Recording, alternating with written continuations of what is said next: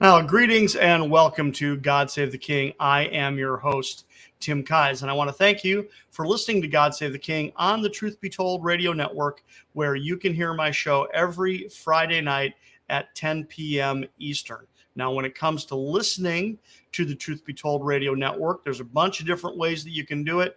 You can use any smart device. You can use your phone. You can use an Apple or a Google or any Alexa home device to listen to the Truth Be Told radio network. So all you have to do is, hey, Alexa, turn on Truth Be Told radio network. So you can use any smart device. That includes your phone, obviously, right?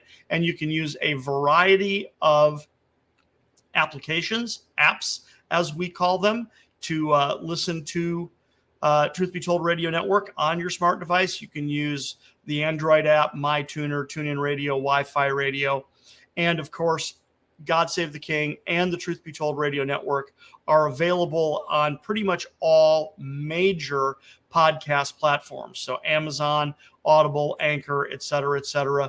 Pretty much go to your favorite podcast platform and look for Truth Be Told radio network and God Save the King, and you should be able to find it. So we're really thankful that you choose to listen to the Truth Be Told radio network. I'm specifically thankful that you choose to listen to my show. So once again, welcome. I'm really glad you're here. I'm pretty excited about today's episode because we get to talk about something a little bit unusual today.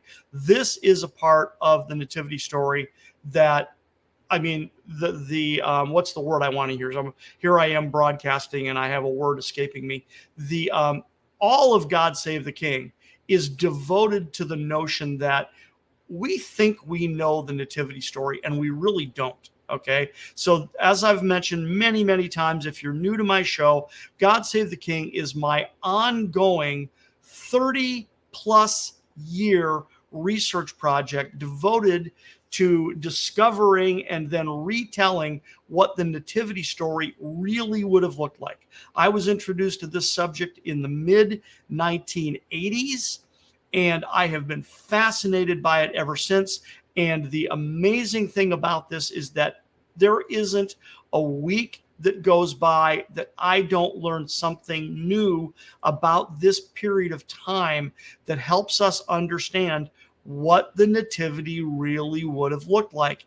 And sadly, this is because the traditional nativity story is Christian mythology. It is a made up story based very loosely on a few of the biblical bullet points so that we can tell the story quickly and easily and remember it easily. And it makes it very easy to do a children's Christmas pageant and things like that. But the tragedy is that the story really isn't all that accurate. As I indicated, several of the bullet points remain the same. Yes, Joseph and Mary traveled from Nazareth to Bethlehem. Yes, Jesus was laid in a manger as a makeshift crib right after he was born, but he was not born in a stable. The whole thing about there being no room in the inn is grotesquely misunderstood. It is not referring to a commercial traveler's inn or what we would call a motel. It's referring to a guest room, right? So I don't want to rehearse all of that all over again. That's in many of my other shows where you can hear me talk about that. I want to get into the meat of today's story, which is I want to talk about the town of Nazareth. Right. And there's a lot of things that I think are going to surprise you about the town of Nazareth, or the village of Nazareth is probably the better way to say it, because it was quite small. It was a very, very small village in Galilee. And we're going to learn a lot about the village of Nazareth today. But we're also going to learn some stuff that I think is going to surprise you. And we're just really going to have a lot of fun with this. Now, before we get into that, I do need to mention that Truth Be Told Radio Network is sponsored by Greska's Carbon 60. Now, this is a dietary supplement designed to balance your pH, thank you very much, and detoxify the body at the cellular and mitochondrial levels. So if you're interested in that, please check them out at C60.com, C-60.com. Greska's carbon 60. And of course, because we are on social media, if you appreciate content like this, we would appreciate it if you would like and subscribe to my website, the Truth Be Told Radio Network website, my YouTube channel, TBTRN's YouTube channel, plus our social media, Facebook, Twitch, Twitter, Rumble, all that stuff. Definitely helps us out if you will like and subscribe to our content, because it just helps us, makes our life easier, right? So, as I said, I want to talk about the village of Nazareth today. And I want to talk about the village of Nazareth largely because it is so widely misunderstood. But before we jump right into Nazareth in particular, I want to talk about a very closely interrelated subject. And it's very important to all of God Save the King, not just this particular subject matter, which is that there's this thing called the Intertestamental Period. And the Intertestamental Period means very simply the period of time between the Old Testament and the New Testament, right? Now, for the uninitiated, one might think that where one ends, the other begins, but that would be a mistake, okay? I want you to try to imagine this, right? I want you to try to imagine that we are alive 2,000 years from now. In other words, 4,000 AD, okay? And that we're looking backwards, okay, and reading a document that was written 2,000 years ago, okay, right? But this document has two major segments. One segment is from 2,000 years ago, and the other segment is from 400 years earlier. It's from the 1600s, right? Okay, 400 years earlier. Okay, so an example of this would be that one segment ended with the publication of the King James Bible. That happened in 1611, right? So this is in not precisely 400 years. Okay, I get it. But if we have a section of the book that ended with the publication of the King James Bible in 1611, and then the next segment begins with, pick your poison here, I'm just going to use the last two presidents, either Donald Trump or Joe Biden, right? That is 400 years later. And how much has culture and society and everything else changed in 400 years? I mean, it's ridiculously dramatic. Okay. If we could time travel backwards, or if people in that era could time travel forwards, and you walk out of the time machine, quote unquote, into this different culture, it would be stunning. Now, I think it would be a little more stunning today than back in Bible times, because technology has changed so rapidly, so quickly, even in the past 100 years. But you get my point, because there's 400 years difference between the end of the Old Testament canon and the beginning of the New Testament, over 400 years.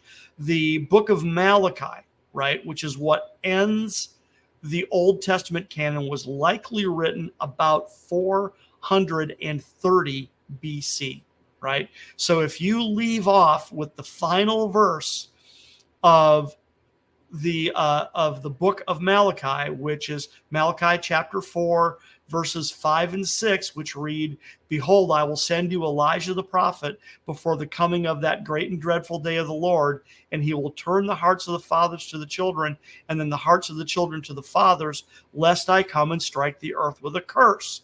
Okay, so that's the last two verses of Malachi. And then if you turn one or two pages to the first verses of the Gospel of Matthew, which reads, "The book of the genealogy of Jesus Christ, the son of David, the son of Abraham," that's 400 and at least 30, if not more like 480 years has gone by. So really, it's more like It's probably closer to 500 years difference than it is 400, right? But this is the gap between the end of the Old Covenant and the beginning of the New Covenant, the Old Testament and the New Testament. So there is dramatic difference, okay?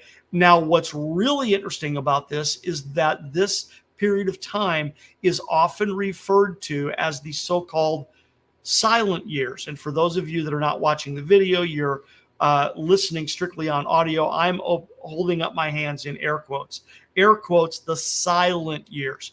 And the reason that they are called the silent years is because no Hebrew prophet was writing at that time, and no Hebrew prophet was apparently speaking or writing at that time. Okay, so let me rephrase that. The gap between the two testaments is approximately 400 years and is commonly known as the Intertestamental Period, but it's also commonly referred to as the silent years because there is no record of a Hebrew prophet living in the land at the time, speaking or writing. Okay, so it is as if God was silent, but it's only as if, and there's the air quotes again, it's only as if God were silent, because God was not silent and he was not inactive during this time. Okay, people were hungry for the word of the Lord, because this intertestamental period, in a theological sense, this is very provocative, because due to this perceived silence, when a true prophet of God finally arrived on the scene, first in John the Baptist and then, of course, in Jesus himself, people were very hungry for the word of the Lord and flocked to hear it. Okay, and this same hunger also fueled messianic expectation that was widespread throughout Judea. Okay, now a similar expectation, although not specifically for the Hebrew Messiah, was common throughout the known world at this time, right? It was common throughout the known world. So that is what is very provocative about this time. It appears as if God is silent, but it's only as if. And messianic expectation is growing and growing and growing and growing and growing. And it's largely due to this perceived silence that is causing hunger for the word of the Lord. Now, the reason I wanted to bring that up is because this is going to have a direct reflection on what we're going to talk about today. As I said, I want to talk to you about the village of Nazareth, right? So let's talk about the village of Nazareth. There are many ways to approach the nativity story, right? Now, probably the most obvious, of course, is to start with Joseph and Mary, right? We start with them, and when we are introduced to them, we are introduced to them living in Nazareth, all right? So in Luke chapter 1, Gospel of Luke chapter 1 and verses 26 and 27, we read, it's in the context of Elizabeth's pregnancy. So we read, now in the 6th month, the angel Gabriel was sent by God to a city of Galilee named Nazareth, to a virgin betrothed to a man whose name was Joseph, of the house of David, and the virgin's name was Mary. So this is our introduction to Joseph and Mary. Okay, it's the first time they are mentioned. They're mentioned in the Gospel of Luke. They're also mentioned in the Gospel of Matthew in a very, very similar way, right? And this is how we are introduced to the village, or what says here, this is the New King James Version that I'm reading from, the city of Nazareth. Now, most of what the Bible tells us about the village of Nazareth is in direct relation to Jesus's ministry about 30 years later, 30 years after he was born. Okay, so once again, this is more than enough time for a certain degree of cultural changes to have taken place. Very, very possible. For example, when Jesus was born, Judea, and therefore Galilee, was a client kingdom of Rome under Herod the Great. Herod was appointed king of Judea, which included Galilee, by the Romans in 40 BC. And then when Jesus was born, Herod is very close to death. But Judea, the kingdom of Judea, is still a client kingdom of the Roman Empire at this point. Augustus is emperor, so it is the Roman Empire. It's no longer the Roman Republic. However, Herod dies, and one of his sons is put on the throne in his place. Actually, several of his sons are put on the throne in his place. The Romans, per Augustus, per Herod's will, divided up his kingdom among several of his sons. But one of those sons, Archelaus, he was the one who was put in charge of Jerusalem and Judea proper, and he didn't last very long. He did such a dramatically bad job of administrating Judea for the Romans that Augustus deposed him, right? Deposed him in 6 AD. So it's not very long after Jesus is born and not very long after Herod dies that one of Herod's sons is deposed by the Emperor Augustus, right? And a Roman governor, a Roman prefect, is put in his place. And the first Roman governor of Judea, his name was Coponius, right? And he ruled from roughly 6 to 9 AD. And then there was Marcus Ambelius, okay? His name is very difficult to pronounce, okay? Marcus Ambelius, and he ruled Judea, right, from 9 to 12. Then you have Aeneas Rufus from 12 to 15, Valerius Gratus from 15 to 26, and then Pontius Pilate. That's the one everybody knows and recognizes was the prefect of Judea from 26 to 37 AD. Now, Judea was not super important to the Romans, so a prefect was different in different locations in the Roman Empire. For example, you could contrast Egypt, which was extremely important to the Romans due to their grain exports, right? Egypt fed the Mediterranean. So as a Roman province, Egypt was extremely important. So a prefect in Egypt would have been a little different than a prefect in Judea. But I'm getting off track here. Let's get back to Nazareth. The point being here is that by demonstrating the difference that could take place in only 30 years. Right? This is demonstrating the difference that could take place in only 30 years because, as again, most of what the Bible tells us about Nazareth is in direct relationship to Jesus's earthly ministry when he was about 30 years old and for the next several years. Okay?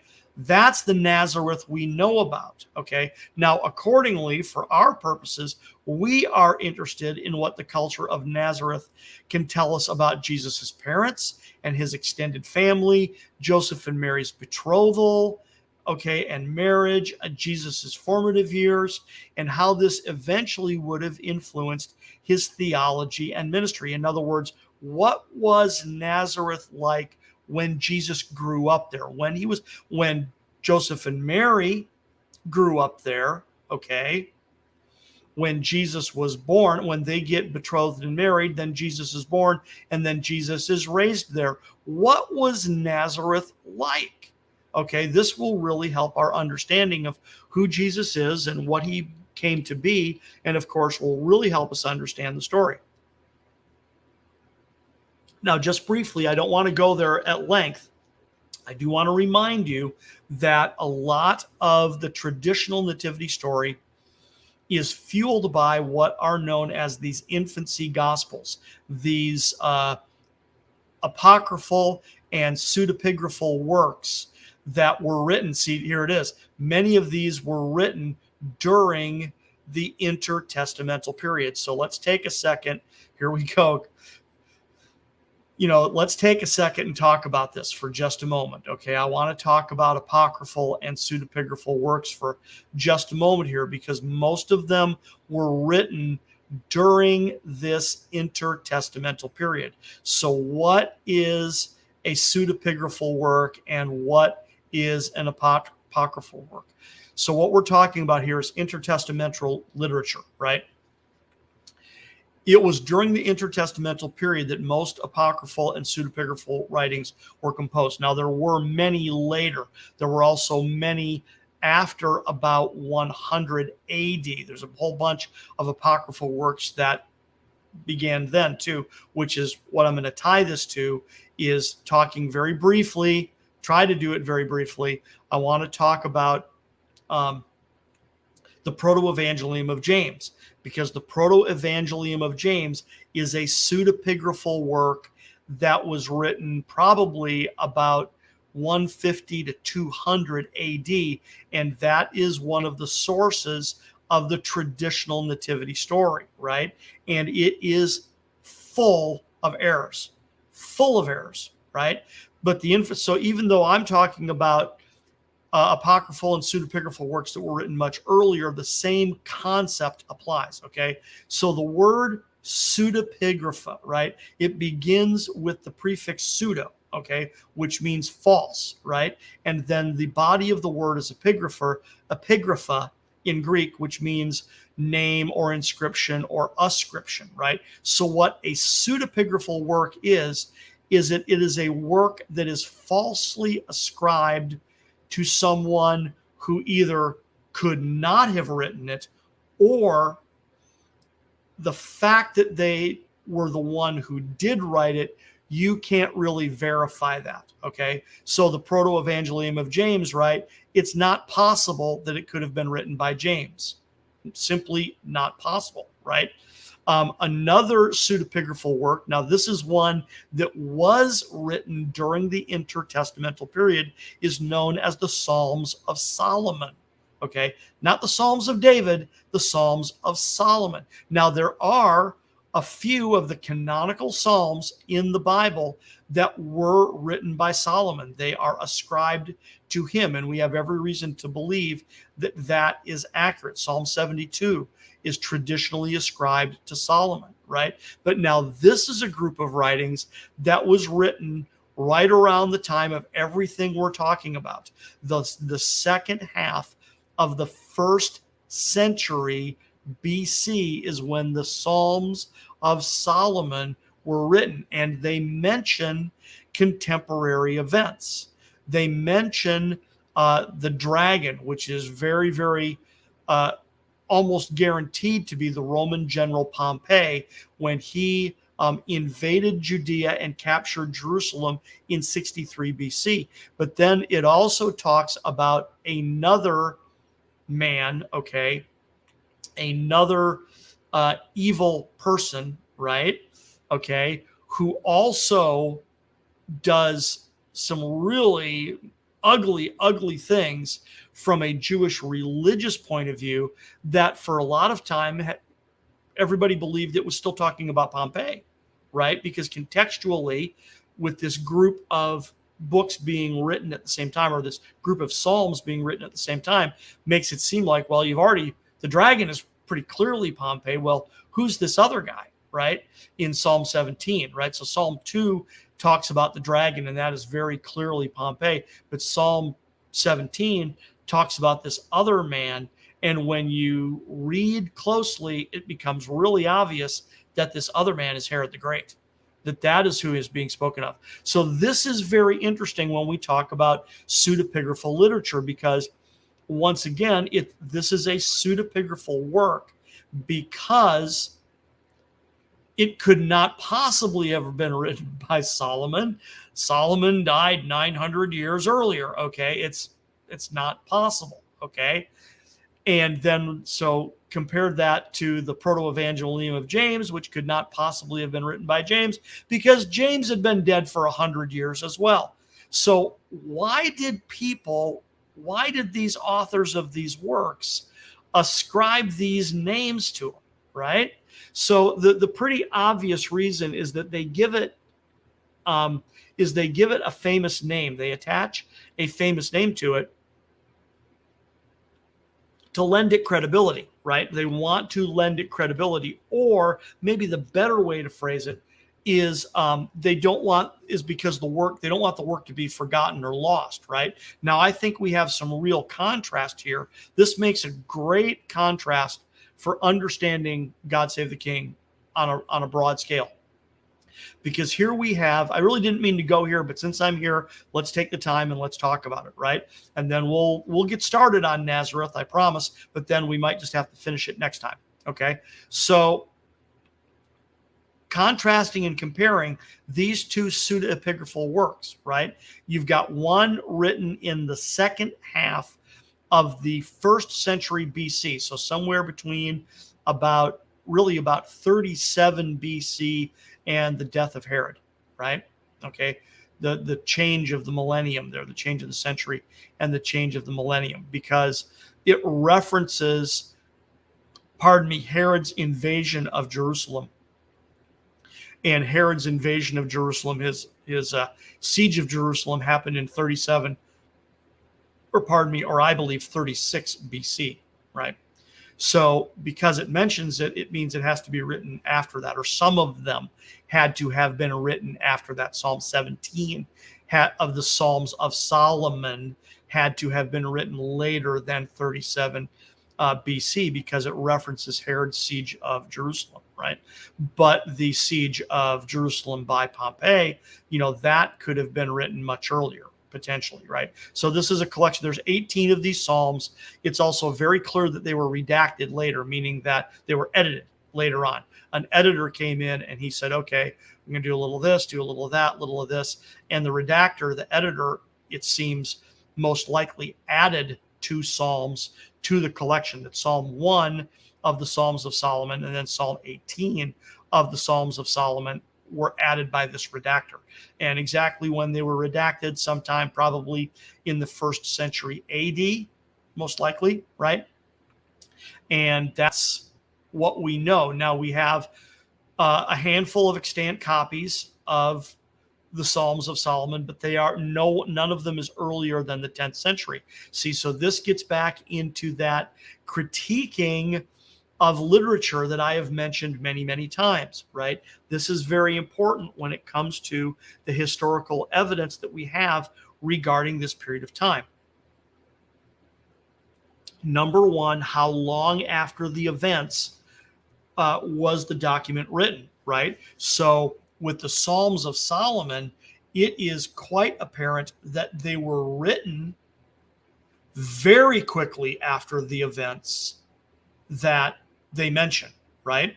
Very quickly, right? So even if none of the Psalms were written until after Herod's siege of Jerusalem, right? Because Herod's siege of Jerusalem is mentioned, and Herod's siege occurred in 37 or 36 BC, that means that at least Psalm 17 of the collection had to have been written after that, right? Later than 36 BC. But it also mentions Pompey's siege. That one could have been written earlier, but let's say for the sake of argument that it was not, right? Let's say that the entire collection was written later than 36 BC, okay? Well, that's still, come on, that is not even 30 years after the fact. That is pretty darn quick.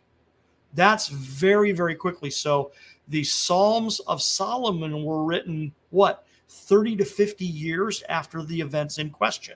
Okay, so that's question number one. How quickly after the events being described were these records written? And these were written within 30 to 50 years of the events they record. Now, the Proto-Evangelium of James, by contrast, that was written at least 100 years, and more likely about 150 years after the events being described. Okay, actually more than that. It's actually written. See, because what I'm doing is I'm going off of the death of James. Right, James was one of the first of the apostles to be martyred, right? And I forget the exact date off the top of my head, but it was right around 50 or 60 AD was when James was murdered, right? Might have even been a little bit earlier. I just don't have it memorized. So I was going off of that, but let me rephrase, because if we're talking about the proto-evangelium of James, speaking of the birth of Christ, of the upbringing of Mary, okay, by the way, that's a big deal. So the proto-evangelium of James spends a great deal of time talking about how Mary was brought up. Okay, it talks about Mary's parents. So it claims, I don't believe for one second that it's actually talking about Mary's parents. I believe it's fictitious in the extreme, right? But the proto-evangelium of James claims to speak of Mary's parents, right? So that means the events recorded in the proto-evangelium of James had to begin right around roughly 20 BC and go through until about 1 BC, 3 BC, 2 BC, 1 BC. Okay, because it does mention the slaughter of the innocents, right? So it had that also had to is taken into consideration because it mentions when Herod died, right? And the slaughter of the innocents. Okay, so it's recording events that occurred between 20 and 1 BC, basically, but it wasn't written down until 150 or more likely 200 AD. So that is possibly as much as 220 years later. That's a big difference, because as I just illustrated, Nazareth was under Herod the Great when Jesus was born, but it was a small village in a Roman province by the time Jesus was in his public ministry. So there can be a lot of changes that take place. So once again, and this is, like I said, this is wonderfully insightful here, guys. I can't tell you how amazingly insightful this is to have two pseudepigraphal works to compare that both talk about similar and interrelated historical events.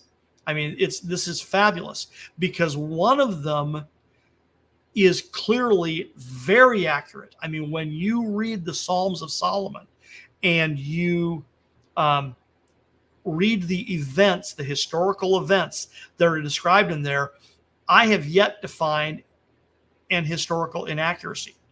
I can't find one, right? Now they are poetry, right? They are poetry, they're psalms, they are songs, right? And so they are poetic in nature. So the information doesn't, so like what I said, that Pompey is referred to as a dragon, right? And the man that I believe is referred to as Herod, or pardon me, that is identified as Herod is referred to, he's never named. That's my point. He's never named. He's spoken of in poetic language as the one who did all these things in Jerusalem that the Gentiles do for their gods, right? See, and that's part of how we can identify it as Herod instead of Pompey, because when Pompey captured Jerusalem, he didn't stick around. Okay, he didn't stick around to govern Judea. So you can't say that Pompey did in Jerusalem all these things that the Gentiles do for their gods. But Herod sure did. Herod made a career of it. Herod made an entire career, okay, of doing in Jerusalem and in all of Judea the things that the Gentiles did for their gods, right? So once again, this collection known as the Psalms of Solomon is a pseudepigraphal work written in the second half of the first century BC. And I'm not claiming it's canonical. I'm not making that argument at all, right? That's a different argument for a different time, is whether it should or should not be canonical. But is it an accurate historical record of what happened? Yes, it is.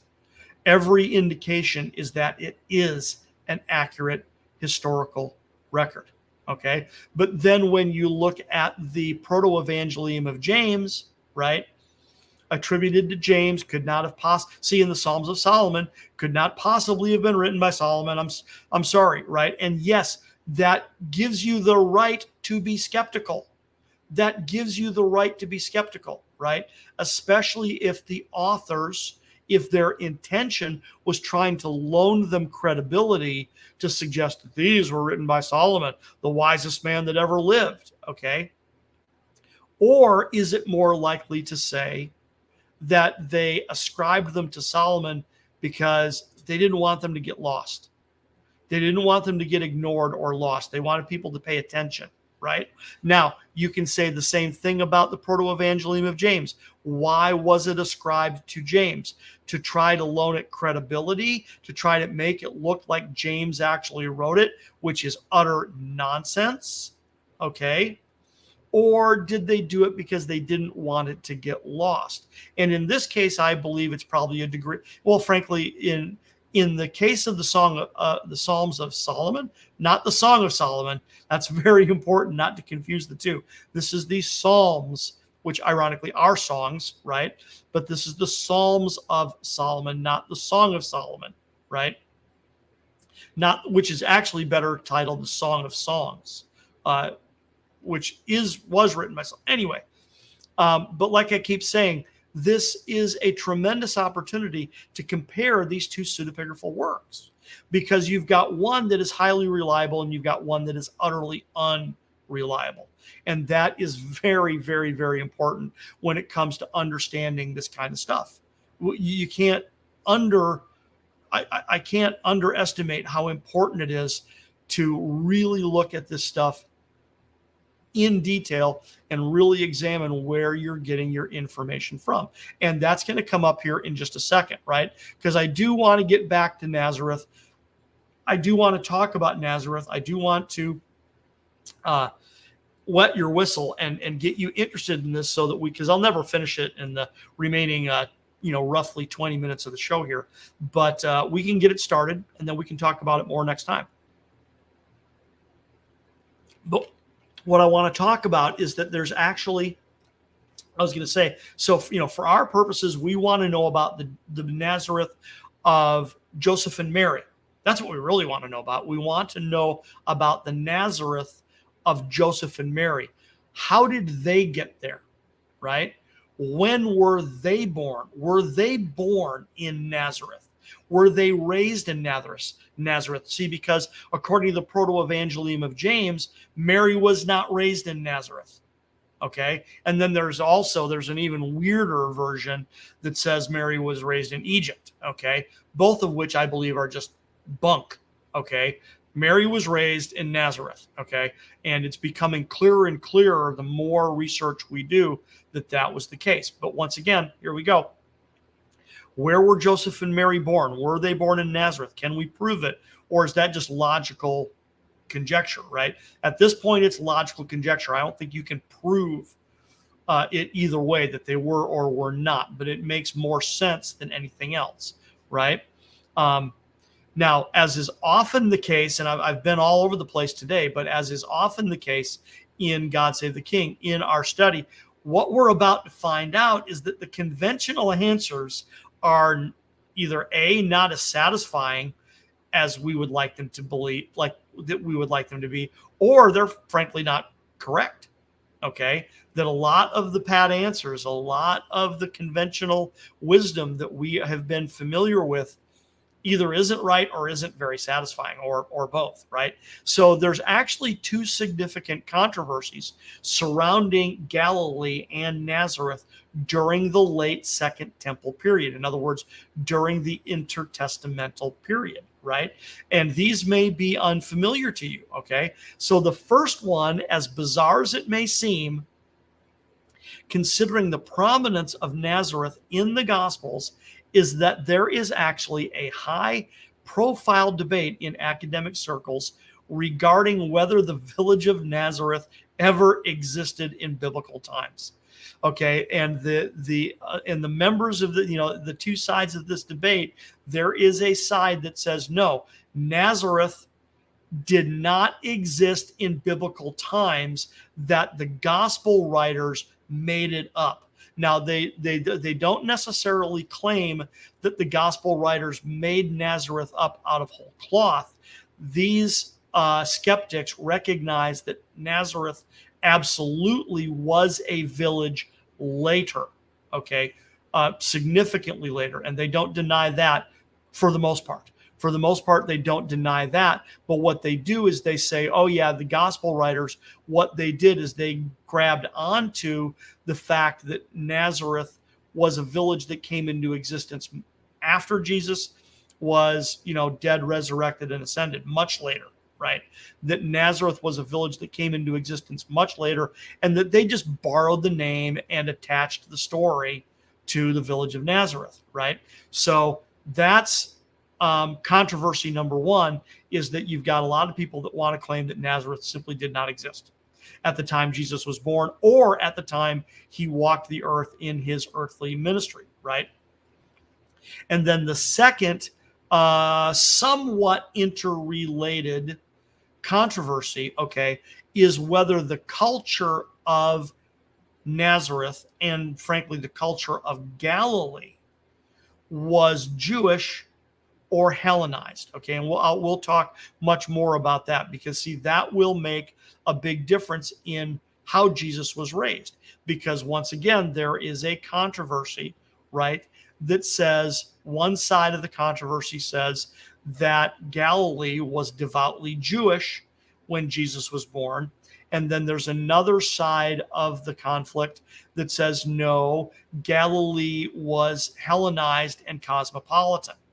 Okay, so we've really got to look into that. Which one was it? Because that would definitely influence how Jesus was raised. What kind of person was he raised as, and therefore come to be? Okay, so now tying this into what I spent a significant portion of today's episode talking about, the source of the controversy, of the first controversy, the question of Nazareth's existence, derives from a mixture, here we go, a mixture of apparent biblical and historical literary inconsistencies, combined with certain archaeological evidence, or in this case, the lack of certain archaeological evidence. Okay, so let me say that again.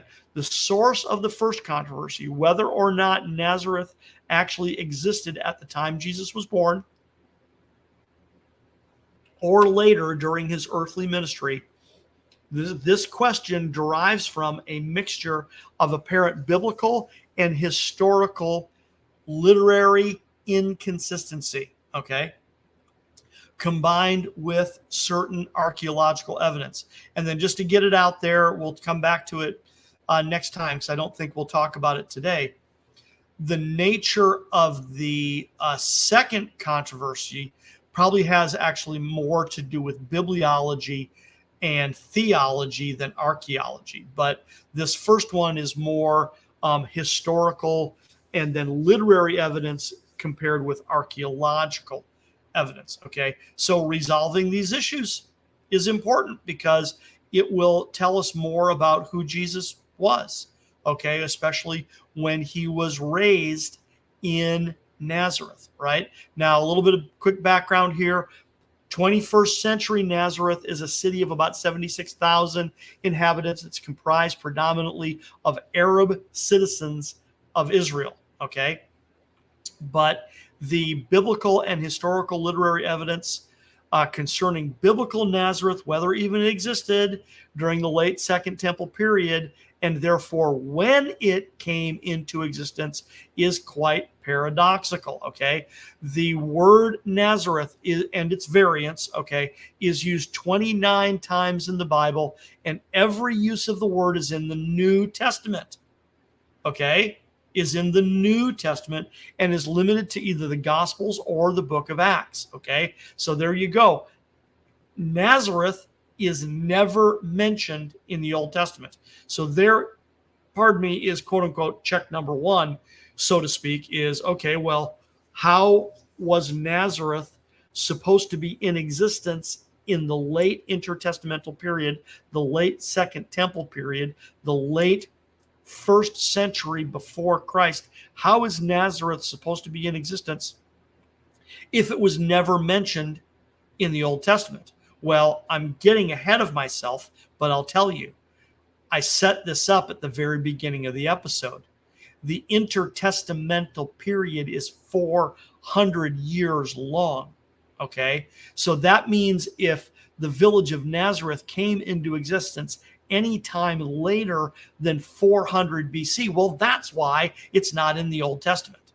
Okay, so just because Nazareth wasn't a 1,000 or 2,000 year old town, that's what it would have to be in the Old Testament, right? Because one of the places that the critics focus on is they focus on the tribal allotments, the land grants that were given to the tribes of Israel when they crossed into the Promised Land. Now, the Galilee falls under the tribal allotment of the tribe of Zebulun. Okay, so when you read about, this is in Joshua chapter 19 in verses 10 through 15, when you read about Zebulun's tribal allotment, there are 15 lower Galilean cities mentioned, right? 15 lower Galilean cities. Pretty darn stunning, right? But Nazareth is not one of them. So clearly, either Nazareth didn't exist, right, or was very unimportant at that time, or here you go, existed but had a different name. And see, and that's very, very possible. Once again, I'm getting ahead of myself, but you get the idea, right? Okay, now check number 2. Here's check number 2. Nazareth is also not cited in the books of the Maccabees, nor is it cited in the writings of Josephus, nor is it listed in any other Jewish writing of the period. Okay, I don't remember if it's in the Psalms of Solomon. I don't think so, right? Because that would disprove this. But the point being, Maccabees, Josephus, potentially Psalms of Solomon, right? Writings of the intertestamental period, no mention of Nazareth, right?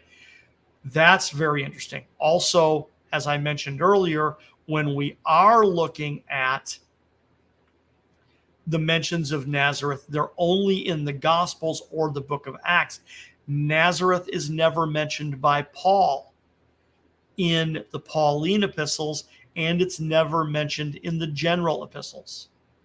Also very interesting. So the mentions of Nazareth are very limited. So this makes a big deal to the skeptics and the cynics, because they want to see there, check number 2, right? And then when we're talking about the writings of Josephus, this is particularly interesting because Josephus was actually a military commander in the Jewish army in the early years of the First Jewish-Roman War, like around 66 and 67 AD, right?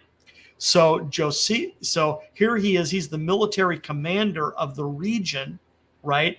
And he cites 45 different named villages and cities.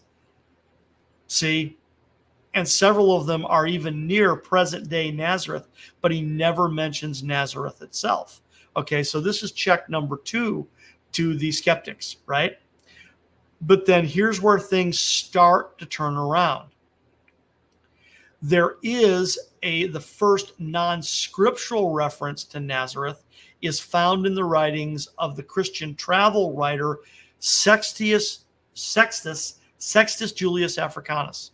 Okay, now he lived between 180 AD and 250 AD. We can't quote him directly, but he is quoted by Eusebius, who sometime between 260 and 340 AD, right? But that's the first non-scriptural mention of Nazareth. And then the first mention of Nazareth I said that wrong, not non-Christian, non-scriptural, I might have misspoke there. I want to make sure I get that accurate. The first non-scriptural reference to Nazareth is found in the writings of a Christian, although he was a travel writer, right? He traveled around the Bible lands and wrote about it, right? And that's Africanus, right? Julius Africanus, right? But then he is quoted by Eusebius, but they're both Christians, right? Now, the first non-Christian source to mention Nazareth is a marble fragment from the 4th century, and it was an inscription in a synagogue in Caesarea Maritima, okay? So this inscription mentions Nazareth as one of the towns that the Jewish priests were relocated to after the destruction of the temple in the war on Rome, okay? Now we're going to start to kind of wrap this up. So since I went somewhere I didn't really intend to go today, although it's very, very interesting, and we're going to take up where I left off, okay? I want to wrap up with one final point and then kind of summarize, right? So we started talking about the intertestamental period. The fact that the intertestamental period is at least 400, if not closer to 500 years long, between the end of the Old Testament canon and the beginning of the New Testament canon, right? And between Malachi, right, and Matthew, right? Those 2 pages in your Bible are like 400 years, maybe 500 years. One does not lead right into the other, right? And that this period of time is called the intertestamental period, but it's also called the silent years because it appears as if there were no Hebrew prophets writing at the time. But that doesn't mean there was no one writing, right? Maccabees comes from this time. Psalms of Solomon comes from this time. Josephus comes later, right? But to a certain degree, he also kind of falls in this because the time period he's writing about is largely the intertestamental period. Now, he wrote about prior to the intertestamental period, and he wrote about later than the intertestamental period, but a huge, great, big, enormous chunk of Josephus is about the intertestamental period, right? So the fact that he doesn't mention Nazareth is really interesting. So, but like I said, started out talking about the intertestamental period, the so-called silent years, and then there's this controversy about whether Nazareth either did or did not exist, and that the skeptics, they want to point out that Nazareth is never mentioned in the Old Testament. It's only mentioned in the Gospels and Acts, and then in non-scriptural and non-Christian mentions, it doesn't pop up until a couple hundred years later, and that that Christians just borrowed the name to make up a place where Jesus was going to be from, right? Now, the final nail in the coffin for the skeptics, right? Now, we're going to talk all about this next time, okay? I'm just getting you warmed up. So now you got to tune in next week and listen to the show next Friday at 10 p.m. on the Truth Be Told Radio Network. You can tune in and let's take what the skeptics say and let's unpack it, right? But here's the final one. Here's the final one, right? We all should be familiar with this, right? We all should be familiar with this. We're familiar with the verse, but how many of us have ever put 2 and 2 together with regard to everything I just said? Okay, so let's see if you get. I'll read this and then I'll pause to give you a few seconds to see if you get it, right? So this is at the end of the infancy narrative in Matthew, right? The Magi have shown up. They've given their gifts. God appears to them in a dream and says, don't go back to Herod. God appears to Joseph in a dream and says, get your wife and kid out of here. So Joseph and Mary and Jesus go to Egypt, where they wait until Herod dies, and then it is revealed to them that they can return home safely, right? So this is Matthew 2:22 and 23. But when Joseph heard that Archelaus did reign in Judea in the room of his father Herod, he was afraid to go there. Notwithstanding being warned of God in a dream, he turned aside into parts of Galilee. And he came and dwelt in a city called Nazareth, that it might be fulfilled which was spoken by the prophets, he shall be called a Nazarene. Here's your pause. That phrase, that it might be fulfilled, is a biblical convention that usually indicates a pre-existent written prophecy that either is being or will be fulfilled by the current statement or event. Okay? Matthew 2:23 says that it might be fulfilled which was spoken by the prophets, he shall be called a Nazarene. So here's your homework assignment before next week. Where is it? Because I just said the village of Nazareth is never mentioned in the Old Testament. It's not mentioned in Maccabees. It's not mentioned in Josephus. And it's probably not mentioned in the Psalms of Solomon. Where was Jesus prophesied to be called the Nazarene? So there's a good cliffhanger for you, folks. And that's where I'm going to leave off. I'm going to hang you up. My name is Tim Keyes. You've been listening to God Save the King on the Truth Be Told Radio Network. You can hear my show every Friday night at 10 p.m. Eastern. God Save the King.